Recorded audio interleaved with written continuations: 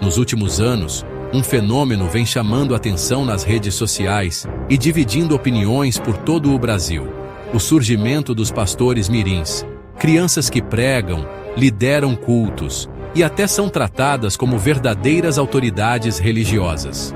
Enquanto algumas pessoas veem nesses pequenos líderes um sinal divino de que Deus pode usar qualquer um, independentemente da idade, outros levantam sérias críticas, acusando os responsáveis por trás disso de exploração, manipulação e até abuso psicológico.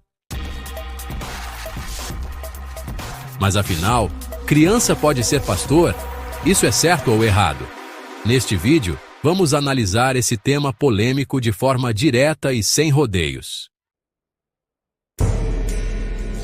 Vamos entender o que está por trás desses casos, o que diz a psicologia, a teologia e até a legislação brasileira. Prepare-se para uma discussão que vai muito além da fé e que revela um lado pouco falado dos bastidores da religião.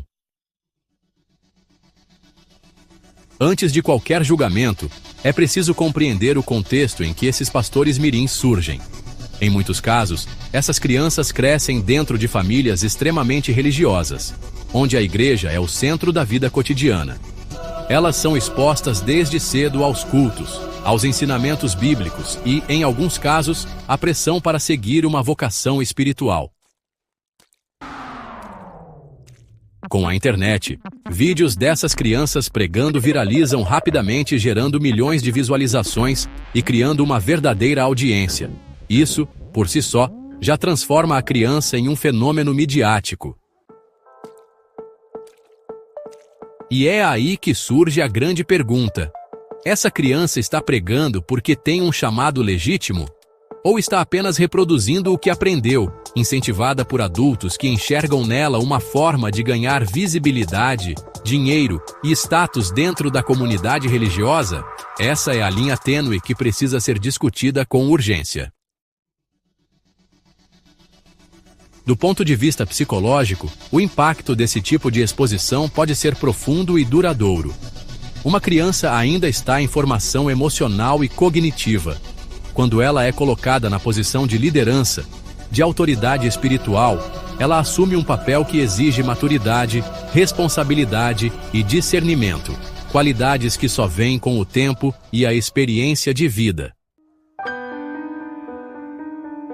O problema não é apenas a pregação em si, mas tudo que vem com ela: a pressão de corresponder às expectativas, o peso de falar em nome de Deus, o medo de errar em público, a perda da infância normal.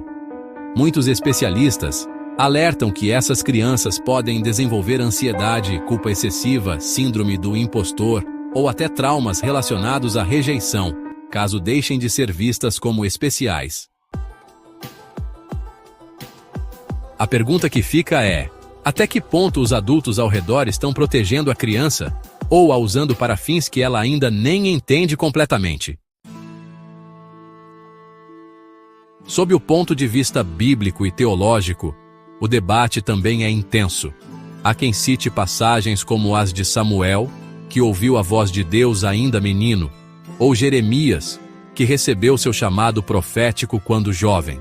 Esses exemplos são usados para justificar que Deus pode sim usar uma criança para transmitir sua mensagem. No entanto, é importante lembrar que nas Escrituras, essas crianças não eram colocadas em posições de liderança institucional ou autoridade eclesiástica formal. Elas eram chamadas por Deus para propósitos específicos, e não transformadas em pastores com púlpito, seguidores e agenda de pregação. Além disso, o Novo Testamento estabelece critérios para o ministério pastoral, que incluem maturidade, conhecimento e liderança sobre sua própria família. Exigências que, obviamente, uma criança não pode cumprir. Isso levanta uma questão séria. Será que estamos usando a Bíblia para justificar algo que, no fundo, não é respaldado por ela? No campo legal, a situação se complica ainda mais. O Estatuto da Criança e do Adolescente, ECA, é claro ao afirmar que toda criança tem o direito de viver sua infância com dignidade, livre de qualquer forma de exploração, inclusive a exploração religiosa.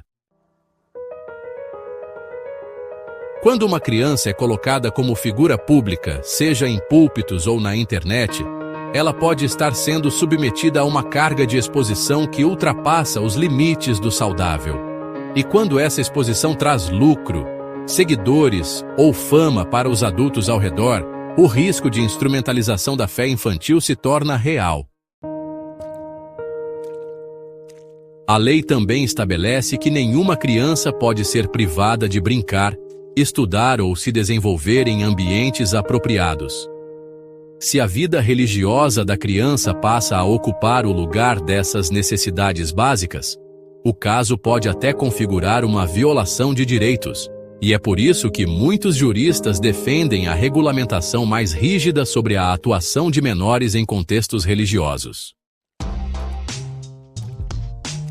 No fim das contas, a discussão sobre pastores mirins não é sobre fé, é sobre responsabilidade. Fé é algo poderoso, transformador, e que pode sim despertar desde cedo nas pessoas. Mas colocar uma criança no púlpito, tratá-la como líder espiritual e expô-la como símbolo de santidade é algo que exige maturidade. E isso não pode ser exigido de quem ainda está aprendendo a lidar com suas próprias emoções. Se há um verdadeiro chamado, ele pode ser cultivado com tempo, estudo, orientação e crescimento. Não há pressa para ser pastor. Há tempo para ser criança. E talvez o maior sinal de fé de um adulto seja justamente proteger a infância de quem ainda está descobrindo o mundo. Se você concorda que esse tema precisa ser debatido com mais seriedade, curta esse vídeo, compartilhe com alguém que precisa ouvir isso e se inscreva no canal para continuar acompanhando conteúdos que provocam, informam e fazem pensar.